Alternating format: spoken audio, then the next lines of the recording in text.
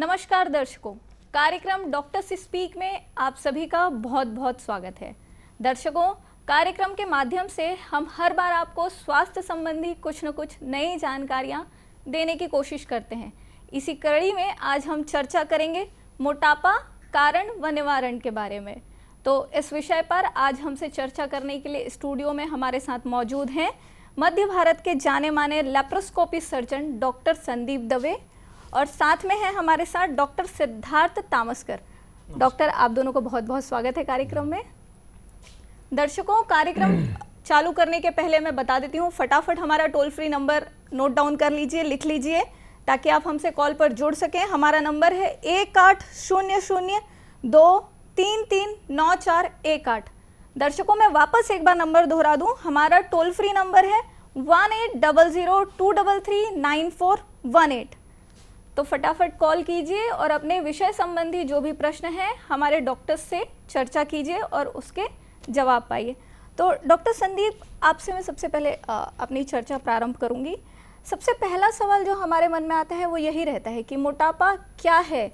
क्या हम जो वजन हमारा बढ़ रहा है या ये स्वास्थ्य के हिसाब से ठीक है या ये किसी रोग से हमको घेरता जा रहा है? देखिए, इसको अगर मैं 3-4 कैटेगरी में डिवाइड कर दूं तो ज़्यादा बेहतर रहेगा कि एक नॉर्मल वेट होता है जिसमें हम अगर आप इसको नापते हैं तो एक हम BMI बोलते हैं, बॉडी मास इंडेक्स, उसके तहत नापते हैं। और BMI जब तक 30 है तो 30 तक के हम ये बोलते हैं कि ये नॉर्मल या ओबीस की डायरेक्शन में बढ़ रहा है, थोड़ा सा ओवर वेट हो रहा है। 30 के ऊपर BMI अगर जब जाने लगता है तो इसको हम मोटापे की श्रेणी में लेना चालू करते हैं। और 35 के ऊपर अगर जा रहा है तो मॉर्बिडली ओबीस कहलाता है। मॉर्बिडली ओबीस एक बीमारी है और ओबीसिटी मतलब सिर्फ मोटापा बीमारी नहीं होता, बट वो मोटापा जिसमें BMI 35 के ऊपर चला गया है, वह मोटापा जिसमें कि आपको मोटापे के साथ साथ अगर BMI आपका 35 या 32 के ऊपर हो गया है, साथ साथ आपको ब्लड प्रेशर, शुगर या इस प्रकार की बीमारियां, ऑब्स्ट्रक्टिव स्लीप एपनिया है, आर्थराइटिस है, इस प्रकार की बीमारियां अगर आपको हैं तो आप मॉर्बिड ओबेसिटी की कैटेगरी में आते हैं। जी, डॉक्टर सिद्धार्थ जी, मैं आपसे इसी से जुड़ा हुआ एक प्रश्न है पूछना चाहूँगी। जब हम मोटापे की बात करते हैं और जब इसमें हुई बीमारियों की बात करते हैं तो हर बीमारी के अपने अपने लक्षण होते हैं हर शरीर के हिसाब से। तो क्या मोटापे में भी महिलाओं के लिए, बच्चों के लिए, पुरुषों के लिए अलग अलग ऐसे कोई लक्षण हैं? हाँ, ब्रॉडली अगर हम इसको कैटेगराइज करें तो महिलाओं में बहुत सिग्निफिकेंट इसके सिम्टम्स हो सकते हैं। जैसे कि जो एक कॉमन सिम्टम सुना होगा, इनफर्टिलिटी जिसे कहा जाता है, एक बहुत बड़ा एसोसिएशन है इनफर्टिलिटी का ओबेसिटी से। तो अभी बहुत सारे पेशेंट्स ऐसे होते हैं जिनमें कि ओबेसिटी का इलाज करते हैं तो इनफर्टिलिटी भी ठीक हो जाता है। तो नंबर 1, जैसे सर ने कहा, बॉडी मास इंडेक्स, उसके अंतर्गत हम इसे मेजर करते हैं कि आपका आइडियल कैसा होता है। दूसरी बात, एक बहुत ही कॉमन तो यही होता है कि जब आप अपीयरेंस जिसको कहते हैं कि आप किसी से मिले, उसने कहा कि ऐसा लगता है आपका वज़न बढ़ गया है। पोस्ट प्रेगनेंसी जैसे होता है, किसी प्रेगनेंसी के बाद वेट बढ़ना एक नेचुरल चीज़ मानी जाती है, लेकिन उसके बाद आप वेट रिड्यूस कर लेते हैं। सेकेंडली, जो बच्चों में होता है वो ज़्यादा इम्पॉर्टेंट होता है, इसलिए आजकल क्योंकि जो फिज़िकल एक्टिविटी है ये बहुत ज़रूरी है आपके वेट के रेगुलेशन में। तो अगर मैं मोटा मोटी कैटेगराइज करूँ तो जो फिज़िकल एक्टिविटी, डाइट और आपका हेरिडिटरी और जेनेटिक्स, ये 3 मेजर फैक्टर्स होते हैं मोटापे में। तो अगर आपका हेरिडिटरी या जेनेटिक ऐसा है कि आपके परिवार, आपके माता पिता, भाई बहन थोड़े मोटे की तरफ हैं तो टेंडेंसी आपकी भी है, तो आपको पहले से सतर्क रहना चाहिए, पहला। सेकेंडली, कि जो क्राइटेरिया है फिज़िकल एक्टिविटी का वो बहुत ज़रूरी है। अगर हम फिज़िकल एक्टिविटी माने तो moderate physical activity 5 days a week of 30 minutes ये मानी जाती है कि ये लीस्ट मिनिमम आपको ये एटलीस्ट इतना करना ही चाहिए। तो अगर आप ये नहीं करते हैं तो मान के चलें आप मोटापे की तरफ जा सकते हैं, नंबर 1। नंबर 2, कि नॉर्मली जो है बहुत सारे लोगों में मोटापा केवल आहार से संबंधित नहीं होता। ऐसा नहीं होता। अगर आप ज़्यादातर लोगों को देखेंगे कि कोई मोटा है तो ये ज़रूरी नहीं है कि वो ज़्यादा आहार लेता है या खाता है इसलिए वो मोटा है। बहुत सारे उसमें उसके जो है उसकी फ़िज़िकल एक्टिविटी नहीं होती है या फिर उसका जो हेरिडिटरी और जेनेटिक्स से संबंधित होता है, तो ये बहुत ज़रूरी होता है। लास्टली, ये बहुत इम्पॉर्टेंट होता है कि एज के साथ जो है आपके वेट का एक बहुत इंपॉर्टेंट संबंध होता है। स्पेशली जैसे महिलाओं में मेनोपॉज होता है, मेनोपॉज के बाद आपका वेट गेन होने की बहुत ज़्यादा टेंडेंसी होती है। तो इसलिए जैसे जैसे आदमी का एज बढ़ता है, पुरुष हो या महिलाओं हो, तो उनको कोई ना कोई फिजिकल एक्टिविटी कंपल्सरीली अपने दिनचर्या में इंक्लूड करनी चाहिए। तो दिनचर्या सही होगी तो कहीं ना कहीं हम इस बीमारियों से बच सकते हैं। इसमें यहाँ पर मैं एक चीज़ और जोड़ना चाहूँगा कि दिनचर्या के साथ साथ जी बहुत ज़रूरी है कि आपका जो खान पान है जी उस पर भी बहुत ज़्यादा कंट्रोल रहे। लोग बोलते हैं कि मैं तो कुछ खा नहीं रहा हूँ पर मेरा वज़न बढ़ रहा है। ये बहुत, जितने भी मरीज आते हैं ये हमेशा एक ही चीज़ बोलते हैं कि साहब हम कुछ खाते नहीं पर हमारा वज़न कंट्रोल नहीं हो रहा, वज़न बढ़ता ही जा रहा है। उनसे अगर आप बोलो कि साहब एक दिन का पूरा दिनचर्या में आपने दिन भर में जो जो खाया पिया वो लिख के लाइए, तो पता चलता है साहब ने 20 कप चाय ही पी ली थी। अच्छा। तो वो एक मेन रीज़न हो गया जहाँ से आपका वज़न बढ़ना चालू हो गया कि आपने इतनी कैलोरी ले ली। आपको कैलोरी की ज़रूरत है 1500 से 2000 कैलोरीज और आपने 4000-5000 कैलोरी ले ली और कंज्यूम कुछ करी नहीं, खर्चा कुछ किया नहीं, तो सब डिपॉजिट कहीं ना कहीं तो होगा। जी, तो इसी से संबंधित डॉक्टर संदीप जी, मेरा आपसे सवाल था कि मोटापा होता क्यों है? तो जैसे हमने डाइट पे अभी बात की और इसकी रोकथाम कैसे करें, तो इसके अलावा भी कुछ ऐसी चीज़ें होती हैं जिससे सिद्धार्थ ने बहुत क्लियरली हाईलाइट कर दिया है उसमें कि मोटापे के कारण क्या हैं। एक जेनेटिक हो सकता है, हेरिडिटरी हो सकता है, आपके साथ में आपका खान पान हो सकता है, प्रेगनेंसी के बाद में हो सकता है, मेनोपॉज के बाद में हो सकता है। बट मेनली मुझे आज की तारीख में जो हमारे देश में अभी और खास करके जो चाइल्डहुड ओबेसिटी हम देख रहे हैं। डॉक्टर साहब थोड़ा सा माफ़ी चाहूँगी, रोकना चाहूँगी, एक कॉलर हमारे साथ जुड़े हुए हैं। हेलो हेलो हेलो जी, कौन सा आप बात कर रहे हैं? जी साहू जी, कहाँ से बात कर रहे हैं? मैं जी, अपना प्रश्न रखिए। हाँ, प्रश्न रखने से पूर्व मैं आप सभी को दूरदर्शन रायपुर को मैं स्वतंत्रता दिवस की अग्रिम शुभकामनाएं देना चाहता हूँ। जी, बहुत बहुत धन्यवाद, आपको भी बहुत बहुत शुभकामनाएं स्वतंत्रता दिवस की। जी, थैंक यू। मेरा प्रश्न ये था दीदी जी, मेरा पेट जो है बहुत निकला हुआ है, मोटापा भी है जी, तो क्या ये सर्जरी से ठीक हो सकता है? जी डॉक्टर साहब, जैसे कि सवाल हमारा स्पष्ट है, मोटापा सर्जरी से ठीक हो सकता है? जी, आज की तारीख में मोटापे का जो एक इलाज है, एक प्रकार का इलाज है, वो सर्जरी भी है। जी। और वे व्यक्ति जिनका वज़न 100 किलो से ज़्यादा हो, या जिनका BMI 35 से ज़्यादा हो, या जिनका BMI 32 के ऊपर है, साथ में उनको ब्लड प्रेशर और शुगर की बीमारी है जी। ऐसे व्यक्तियों को हमने ये पाया है कि खान पान वो कितना भी नियंत्रित कर लें, एक्सरसाइज कितनी भी कर लें, महीने 2 महीने बाद जब उनका इरेगुलरिटी होती है तो वो रिबाउंड वेट गेन करते हैं। हाँ। और इसमें सर्जरी का रोल डेफिनेटली बहुत ज़्यादा है और विभिन्न प्रकार की ऑपरेशन आज की तारीख में उपलब्ध हैं जी, और जो कि बहुत बेहतर हैं, जिनके रिजल्ट्स बहुत अच्छे हैं। डॉक्टर साहब, चूंकि अब ऑपरेशन का बात आ चुका है तो यहीं पर मैं एक सवाल आपसे और पूछना चाहूँगी कि कितना हम बॉडी टाइप, बॉडी शेप और बाकी हमारी लाइफस्टाइल में, दिनचर्या में परिवर्तन आता है इस ऑपरेशन के बाद? ऑपरेशन के बाद कोई मेजर परिवर्तन नहीं है। मेजर परिवर्तन आता है आपके खान पान में। जी। आपकी भूख कम हो जाती है जी। आपको भूख उतनी लगती नहीं है, आपकी पेट की कैपेसिटी कम कर दी जाती है ऑपरेशन के द्वारा, और क्योंकि पेट छोटा कर दिया जाता है तो आपको भूख लगना बहुत कम हो जाती है।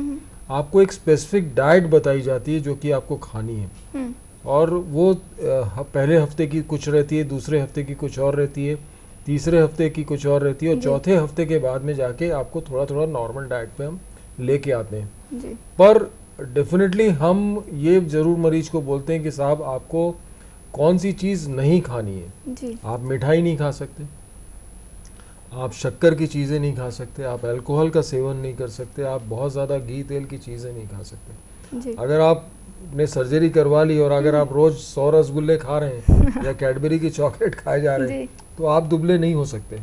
फिर आप ये सोचना छोड़ दीजिए कि आपको हमने ऑपरेशन कर दिया और आप ठीक हो जाएंगे, नहीं, ऐसा नहीं है। आपको खान पान पे भी कंट्रोल रखना पड़ेगा जी। अब मैं यहाँ पे थोड़ा सा रोकना चाहूँगी, एक कॉलर है हमारे साथ। हेलो हेलो हेलो, नमस्कार। नमस्कार, कौन सा आप बात कर रहे हैं? भागवत निर्मलकर कौरा बेमेतरा से। जी निर्मलकर जी, अपना प्रश्न रखिए। वो मोटापा होने के कारण मेरा भाई मोटा है और खान पान जो भी है पर वो ऑटोमेटिक हो जाता है, तो उसका कंट्रोल करने का कारण बताइए। प्लस एक चीज है, जैसे कि हम मोटापा सर्जरी करा रहे हैं, हाँ, तो सर्जरी के बाद उसको कोई परेशानी तो नहीं होता है जी और इनका खर्च कितना आ सकता है? देखिए, खर्च के बारे में या ऑपरेशन के बारे में तो मरीज को देख के ही ज़्यादा बताया जा सकता है, पर मोटापे को नियंत्रित करने के लिए 70% तो कंट्रोल जो है वो आहार पे रहता है। आपका जो खान पान है उसको कंट्रोल करना बहुत ज़रूरी है। थायराइड और शुगर की जांच होना भी बहुत ज़्यादा ज़रूरी है, क्योंकि दोनों ही बीमारियों में वज़न बढ़ सकता है। तो ये दोनों चीज़ों को कंट्रोल देखने के बाद में और बाकी भी जांच करने के बाद में कि इस मरीज को ऑपरेशन लगेगा कि नहीं लगेगा, तब निर्धारित किया जा सकता है। ऑपरेशन कौन सा लगेगा, क्या लगेगा, इसके ऊपर खर्चा भी निर्भर करेगा। तो एक बार अगर आप संपर्क करेंगे तो हम आपको ज़्यादा बेहतर सलाह दे पाएंगे। उम्मीद करती हूँ निर्मलकर जी जवाब से संतुष्ट हुए होंगे और जल्दी ही अपनी मोटापे की समस्या को लेकर डॉक्टर तक पहुँचेंगे। ये बातें हमारी आगे बढ़ गई थी डॉक्टर तामस्कर जी। एक छोटा सा प्रश्न मेरा बीच में रह गया था। प्रारंभिक लक्षण मोटापे के हम इसको कैसे समझें कि हम वेट गेन कर रहे हैं अननेसेसरली?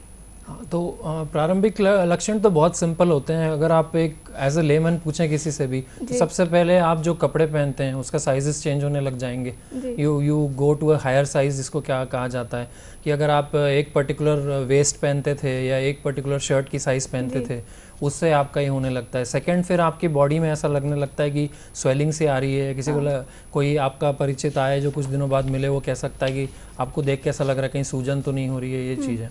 दूसरी जो इम्पॉर्टेंट चीज़ है वो होता है कि एक्सरसाइज टॉलरेंस आपकी फ़र्क आने लगता है। जैसे कि बहुत एक कॉमन चीज़ होती है कि अगर आप सीढ़ी चढ़ते उतरते हैं, आपके घर में सीढ़ियाँ हैं, तो अगर आप वेट गेन करने लगते हैं तो आपको सीढ़ियाँ चढ़ने में भी एफर्ट जो है, या फिर आपको ऐसा लगने लगता है कि मेरी सांस भर रही है या कोई और रीज़न है, तो एक तो ये कॉमन होता है। सेकंड होता है कि आप जो डेली दिनचर्या करते थे, जैसे कि एज के साथ मान लीजिए आप वॉशरूम तक जाते थे या घर का कामकाज करते थे, महिलाएं घर में सब कुछ करती हैं, किचन का वर्क करती हैं, उसमें होने वाली गतिविधियों में उन्हें व्यवधान होने लगे या उन्हें परेशानी होने लगे, तो ये कॉमन सिम्टम्स से अपन जान सकते हैं। और आजकल वैसे उतना ज़्यादातर लोग थोड़े हेल्थ कॉन्शियस हैं, तो वो they also keep weighing scale. अपने घर में कोई ना कोई उनके पास वेट की स्केल होती है जिसको मेजर कर सकते हैं, तो वो कॉमनली उसको मेजर कर सकते हैं। तो ये कॉमन सिम्टम्स होते हैं उसके। तो ये कॉमनली जो बढ़ने वाला वजन है वो हमारे लिए उतना ही नुकसानकारी है जितना बीमारी? नहीं, ऐसा नहीं है कि कॉमनली बढ़ने वाला वजन। थोड़ा सा रोकना चाहूंगी, कॉलर हमारे साथ जुड़ गए हैं। हेलो हेलो हेलो जी, नमस्कार। अपना नाम बताएंगे? मैं विजय कुमार यादव। जी यादव जी, कहाँ से बात कर रहे हैं? मैं कबीरधाम से सिंगनगढ़ से बात कर रहा हूँ। जी यादव जी, अपना प्रश्न पूछिए। मैं मेरा पत्नी का जो है क्या है वेट बढ़ा है जी। उसका वेट अचानक से 60 से 70 केजी हो गया। अचानक से वेट 60 से 70 केजी। उनकी उम्र कितनी है विजय जी? ये इसका 26 वर्ष है। हाँ, तो अभी अब प्रेग्नेंट वगैरह हुई थी क्या? बच्चे कितने हैं उनके? नहीं, अभी तो नहीं हुआ। हाँ, ठीक है। तो उनकी आपको कुछ बेसिक जांचें तो ज़रूर करानी चाहिए, जैसे कि सर ने भी मेंशन किया था, थायराइड का टेस्ट, और ये बहुत इंपॉर्टेंट रहता है यंग उम्र में, है ना। हेलो हेलो, लगता है फ़ोन डिस्कनेक्ट हो गया है। तो हम बात कर रहे थे, अगर हम उसे आगे बढ़ाएं कि आपने पूछा कि जो कॉमन जस्ट वेट गेन होना क्या ये नुकसानदायक होता है, तो जैसे हमने कैटेगराइज किया कि सिर्फ वेट गेन नुकसानदायक नहीं होता, उसके किस प्रोपोर्शन में वेट बढ़ रहा है। जैसे मान लीजिए आपका बेसलाइन वेट ही पहले कम था और थोड़ा बहुत बढ़ गया, तो ऐसा नहीं है कि आपको उसमें पैनिक होना है या वो चीज़ है, नंबर 1। नंबर 2, अगर आपने नोट किया होगा, ज़्यादातर जो हमारे जिन्होंने भी प्रश्न पूछे, ज़्यादातर लोगों ने यही पूछा कि सर्जरी से ये ठीक हो जाएगा क्या। किसी ने ये नहीं पूछा कि और क्या करने से ठीक हो जाएगा। तो सबसे ज़रूरी बाकी चीज़ें होती हैं। सर्जरी एक्चुअली उनके लिए होती हैं जब हमने कैटेगराइज कर दिया कि अगर वो मॉर्बिड ओबेसिटी की कैटेगरी में आ गए हैं, तो ऑब्वियसली उसका मतलब ये होता है कि फिर बाकी जो चीज़ें हैं वो उन पे असर नहीं करेंगी। तो फर्स्ट स्टेप जो होता है, जैसा सर ने अभी बताया था, वो होता है कि डाइट पे कंट्रोल। सेकंड स्टेप होता है कि फिजिकल एक्टिविटी, और जो थर्ड स्टेप होता है कि आपका आइडियल बॉडी वेट जिसको कहते हैं, जो बीएमआई के हिसाब से, बीएमआई को कैलकुलेट करने के लिए ऊपर में आपका वेट इन केजी और नीचे में हाइट इन मीटर स्क्वायर, एक सिंपल है, ऑनलाइन गूगल में भी आप सर्च कर सकते हैं। उससे आपका जो वेट है अगर वो 25-30 के बीच है तो आप धीरे धीरे मतलब आप मोटापे की तरफ जा रहे हैं। 30 के बाद हो रहा है मतलब अब वो बीमारी की तरफ जा रहा है। जो आपने पूछा कि हम कैसे जानेंगे कि अब ये बीमारी की तरफ जा रहा है, तो वो बॉडी मास इंडेक्स एक आइडिया देता है। क्योंकि क्या होता है कि अगर किसी की हाइट ज़्यादा है तो उसका वेट थोड़ा ज़्यादा हो तो वो उतना उसके प्रोपोर्शन में ज़्यादा नहीं है, लेकिन किसी की हाइट कम है और थोड़ा सा ज़्यादा है तो भी उसके प्रोपोर्शन में वो उसके लिए ओवर वेट है। तो इसलिए एक बॉडी मास इंडेक्स इसका एक स्टैंडर्ड क्राइटेरिया है मेजर करने के लिए कि कौन सा वेट सही है और गलत। तो इसी पद्धति से शायद रोकना चाहूंगी। यहाँ पे एक हमारे साथ कॉलर हैं। हेलो हेलो हेलो जी, नमस्ते, कौन बात कर रहे हैं? जी, मैं भगत राम पटेल बोल रहा हूँ बिलासपुर छत्तीसगढ़ से। जी पटेल जी, बताइए, अपना प्रश्न पूछिए। पहले तो डॉक्टर साहब लोगों को नमस्कार है मेरा। नमस्ते। हाँ जी, मैं ये पूछना चाहता हूँ कि अगर 15-16 साल का बच्चा है और कहीं वो मोटे हो गए हैं और उनको बच्चा तो है, खाने पीने में ध्यान करता नहीं है, तो उनको स्वस्थ रखने के लिए आगे भविष्य में उनका किसी तरह से उनके शरीर में कोई गड़बड़ी ना हो, इसके लिए उनको कौन सा सावधानी रखना चाहिए? और मेरा दूसरा प्रश्न ये है कि यदि कोई एडल्ट है और वो मोटे हैं, स्वस्थ हैं, लेकिन उसको भी किसी तरह से इन्फेक्ट ना हो, आगे चलकर सावधानी शरीर को रखना है, तो क्या करना चाहिए? जी पटेल जी, आपसे मैं एक छोटा सा रिक्वेस्ट करूंगी, अपना दूसरा क्वेश्चन एक बार फिर से पूछेंगे। हाँ मैडम। दूसरा जो क्वेश्चन किया आपने, प्रश्न पूछा, उसको एक बार फिर से रिपीट करेंगे। दूसरा क्वेश्चन मेरा ये है कि यदि कोई एडल्ट है जी, और मोटे हैं, स्वस्थ जी हैं, जी, लेकिन उसको किसी तरह से परेशानी न हो, ऐसी स्थिति में कौन सी सावधानी उनको रखना चाहिए? किसी तरह की कौन सी सावधानियां रखनी आगे चाहिए? चल करके शरीर में ना हो तो उनको किस तरह से सावधानी रखना चाहिए, खान पान में, रहन सहन में? तो सबसे पहले ऐसा है कि जब पहले प्रश्न का मैं उत्तर देता हूँ कि जैसे जो बच्चे होते हैं, बच्चों पे ऑब्वियसली जैसे आपने कहा कि आप कई बार कंट्रोल नहीं रख सकते, उसका एक एक्चुअली उसको कहते हैं कि एक डिसिप्लिन बनाना ज़रूरी होता है। बच्चे जो है आपके माता पिता और परिवार में जो सदस्य हैं उनसे इन्फ्लुएंस्ड होते हैं। अगर माता पिता परिवार वाले एक बराबर एक्सरसाइज और एक डाइट को फॉलो करते हैं तो नॉर्मली बच्चे भी फॉलो करते हैं। अगर उनको नॉर्मली जो आजकल ये होता है कि शॉर्टकट्स अपनाते हैं, माता पिता के पास टाइम नहीं रहता, कभी घर का आप खाना नहीं बना पा रहे हैं, बाहर से आपने ज़्यादा दे दिया या फास्ट फूड में ज़्यादा कर दिया, या पैकेट्स के जो फूड होते हैं, जो पैक्ड फूड जिनको कहते हैं, जो कि हाई कैलोरी कंटेंट होता है, इसको अवॉइड करना चाहिए। नॉर्मली जो हमारा जो भारतीय जो आहार होता है, हम लोग जो खाते हैं वो एक बहुत बैलेंस्ड मील होता है। तो अगर हम घर का खाना खाते हैं, यूजुअली उसमें वेट गेन होना एक नॉर्मल डाइट में कम चांसेस होते हैं। तो पहला तो ये होता है कि डिसिप्लिन बनाना ज़रूरी होता है कि क्या बच्चा खा रहा है, क्या नहीं खा रहा है। ऑब्वियसली वो जिद करेगा, उसको समझाना पड़ता है और एक वो इन्फ्लुएंस करना पड़ता है, उसको वो एक एग्जाम्पल सेट करना पड़ता है आपको, नंबर 1। नंबर सेकंड जो प्रश्न होता है कि आपने पूछा कि जिनका उम्र ज़्यादा है और वेट उनका ज़्यादा है, उनको क्या करना चाहिए। तो जैसे मैंने शुरू में इस प्रोग्राम में कहा था कि अगर आपकी उम्र ज़्यादा है तो वेट पे बहुत ज़्यादा आपको कंट्रोल रखने की आवश्यकता होती है, चाहे वो डाइट के द्वारा हो, चाहे वो एक्सरसाइज के द्वारा हो। नहीं तो आपको जो कोमॉर्बिड कंडीशंस जिसको कहते हैं, चाहे वो बीपी की बीमारी हो, चाहे वो शुगर की बीमारी हो, चाहे वो थायराइड हो, महिलाओं में इनफर्टिलिटी हो, ये सारी चीज़ें होने की चांसेस ओबेसिटी में बढ़ जाते हैं जी। तो उनको वेट रिड्यूस करने के लिए कोई ना कोई एक्सरसाइज शेड्यूल या कोई ना कोई डाइटिशियन से एक्सपर्ट कंसल्ट करके फर्स्ट ये फॉलो करना चाहिए।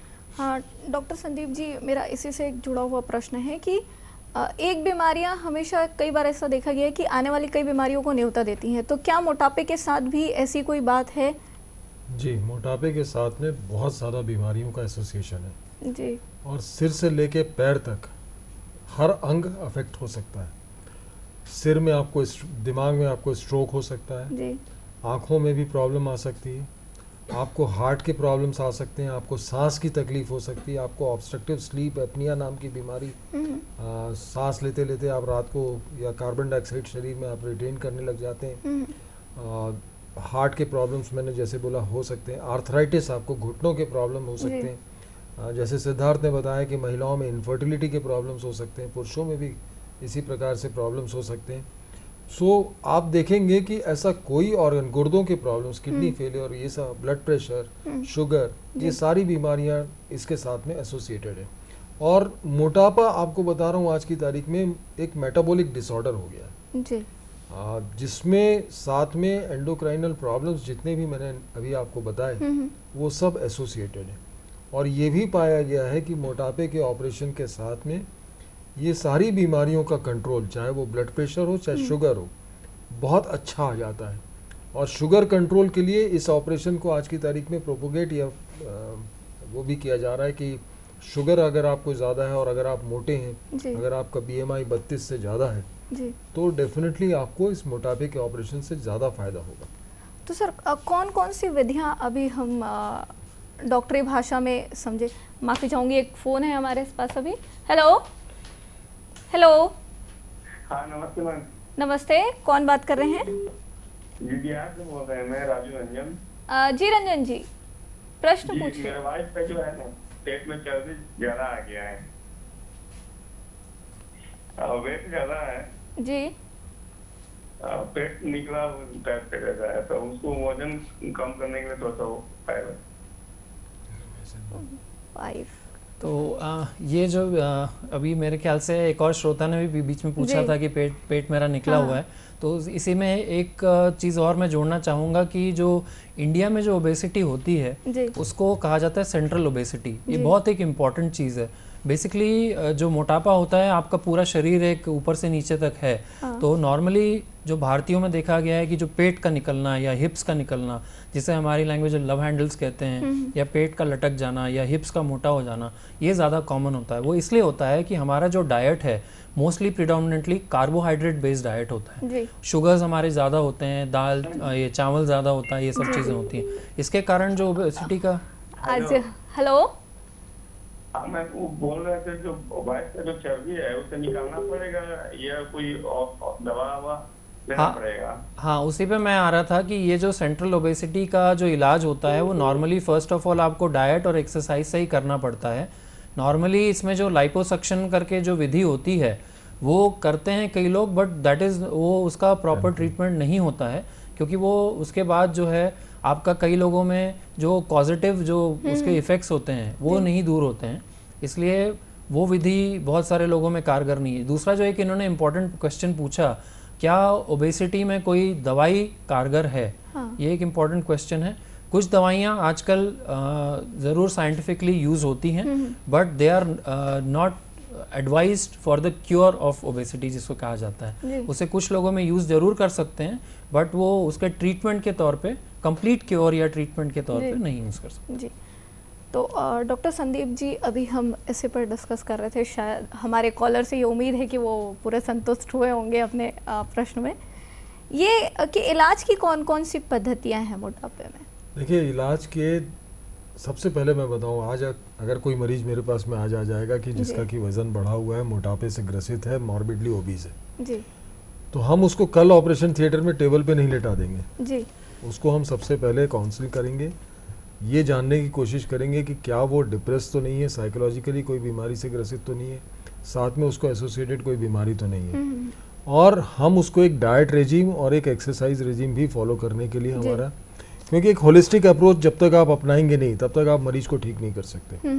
और ये भी देखना ज़रूरी है कि ऑपरेशन के बाद वो मरीज आपकी सलाह को पूरी तरह से मान रहा है कि नहीं मान रहा है जी। क्योंकि वेट रीगेन, अगर मरीज आपकी सलाह को नहीं मानेगा तो वापस दोबारा वेट गेन करके आएगा, ऑपरेशन असफल हो जाएगा। सो बेहतर यही है कि आप उसको 10-15 दिन, 1 महीने का टाइम दें। उस दौरान आप देखें कि ये मरीज किस प्रकार से बिहेव कर रहा है। जी। एक बार आपने देख लिया कि हाँ ये मरीज ठीक बिहेव कर रहा है, तो आप उसको ऑपरेशन की सलाह देते हैं। ऑपरेशंस 2 या 3 प्रकार आज की तारीख में मेजर जो 2 ऑपरेशंस हो रहे हैं, वो एक स्लीव गैस्ट्रेक्टमी है जिसमें आप पेट को काट के पतला कर देते हैं, छोटा कर देते हैं। दूसरा, इसको हम रेस्ट्रिक्टिव सर्जरी बोलते हैं जी। दूसरा होता है रेस्ट्रिक्टिव सर्जरी के साथ साथ माल एब्जॉर्प्टिव। माल एब्जॉर्प्टिव मतलब कि खाना, एक अपचन का सिस्टम आप क्रिएट कर दें। आप जो कुछ भी खा रहे हैं वो उतना पचेगा नहीं, उतना कार्बोहाइड्रेट, प्रोटीन, फैट आपको नहीं मिलेगा। सो उसको बोलते हैं रूएंडवाई गैस्ट्रिक बाईपास। गैस्ट्रिक बैंडिंग करके एक ऑपरेशन पहले हुआ करता था, जो कि आजकल इतना ज़्यादा पॉपुलर नहीं है, और ये 2 ऑपरेशन बहुत ज़्यादा पॉपुलर है जी। तो आज की बातों में ऐसा हम समझ सकते हैं कि दर्शकों को मोटापे से रिलेटेड बहुत सारी जानकारियाँ मिली होंगी। तो अपना अपना दिनचर्या स्वस्थ रखिए, मस्त रखिए और स्वस्थ बने रहिए। हमारे कार्यक्रम का उद्देश्य भी यही है कि स्वस्थ रहेंगे तभी आगे बढ़ेंगे। हेल्थ इज़ वेल्थ जो हम कहते हैं, वही हमारी आखिरी और सबसे इम्पॉर्टेंट चीज़ होती है। तो दर्शकों, घड़ी ने तो इशारा कर दिया है कि अब हम आपसे विदा लें, आज्ञा लें। तो आज के जो हमारे चर्चा में सहभागी रहे डॉक्टर संदीप दवे जी और डॉक्टर सिद्धार्थ तामस्कर जी, आप दोनों का बहुत बहुत धन्यवाद। आपने बहुत महत्वपूर्ण समय निकाला और कार्यक्रम में आए। आगे भी हम कई महत्वपूर्ण विषयों पर चर्चा करेंगे इस कार्यक्रम में। चर्चा के लिए आगे विषयों का जब तक हम चयन करते हैं, आपके प्रश्न तैयार रखें। तब तक के लिए हमें दीजिए इजाज़त। नमस्कार।